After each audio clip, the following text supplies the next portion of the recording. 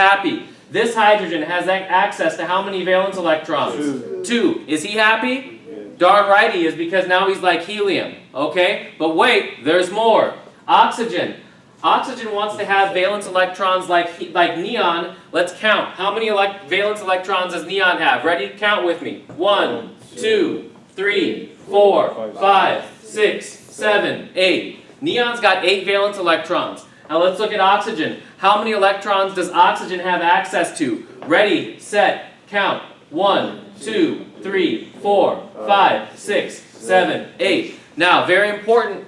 These electrons that we've drawn here are the valence electrons. They're the outer shell electrons. But is this oxygen happy? No. He's not? Yes. Oxygen wants to have that noble gas valency, right? He wants to be like neon, and now he's got his 8 electrons, so he is like neon. 8 valence electrons, so he is like neon. Is oxygen happy? Yes. Yes. Okay. Now here's the deal, scholars.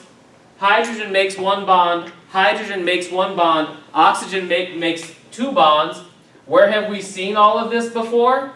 This guy is none other than H2O. That's water, okay? That's inside of all of us. That's most of us. We couldn't live without it. We need it every day. This is why we learn chemistry, right? This is where all of this comes from. Once we understand these properties, the chemical formulas and structures for chemicals, no more important than, right, or as important than, if you want to, water, all come from these rules, and they all start to become really predictable.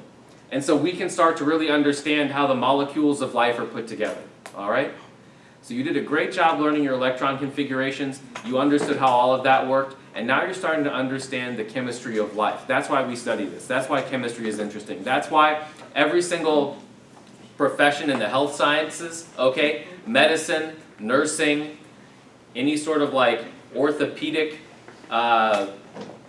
work, kinesiology, rehab, whatever it is, all of those people doing those things have to understand chemistry, because there's this intimate relationship between chemistry and life, okay? And the information we're going to learn is only going to get more fun. So today, we've talked about hydrogen, we've talked about helium, we've talked about carbon and oxygen and neon, but we have questions, right? What about fluorine and chlorine and sulfur and phosphorus and nitrogen and lithium and beryllium and sodium and magnesium? Those elements and more we will discuss next time. Okay, next time. Good job today, scholars. Thanks for watching my YouTube channel.